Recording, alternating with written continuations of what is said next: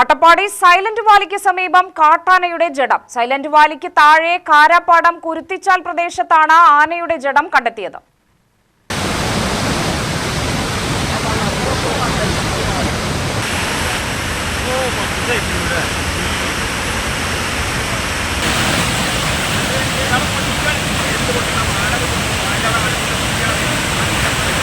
ആനയുടെ ജഡത്തിന് 2 ദിവസത്തെ പഴക്കം കാണുന്നുണ്ട്. പാറക്കെട്ടിൽ തങ്ങിയാണ് ആനയുടെ ജഡം കാണപ്പെട്ടത്. വനംവകുപ്പ് ഉദ്യോഗസ്ഥരും വാർഡ് മെമ്പറും നാട്ടുകാരും സ്ഥലത്തെത്തി. നമ്മുടെ ഇവിടെ സൈലന്റ് വാലി വനമേഖലയിൽ 2-3 ദിവസമായിട്ട് അതിശക്തമായ മഴ പെയ്തുകൊണ്ടിരിക്കുകയാണ്. അതിൻ്റെ ഭാഗമായി ഇപ്പോൾ ഒരു ആന ഇവിടെ ഒലിച്ചു വന്നിട്ടുണ്ട്. നമ്മളെ കുറ്റിച്ചാലിൻ്റെ മുകളിലായിട്ട് ഒരു പാറയിൽ കുടുങ്ങി നിൽക്കുകയാണ്. ഇവിടെ നാട്ടുകാരും ഫോറസ്റ്റുകാരും എല്ലാവരും എത്തിയിട്ടുണ്ട്. സ്ഥലത്ത് വേണ്ട നടപടികൾ സ്വീകരിക്കാമെന്ന് ഫോറസ്റ്റുകാർ അറിയിച്ചിട്ടുണ്ട്. ആളുകൾ കൂട്ടമായി ഇവിടെ വന്നുകൊണ്ടിരിക്കുകയാണ്.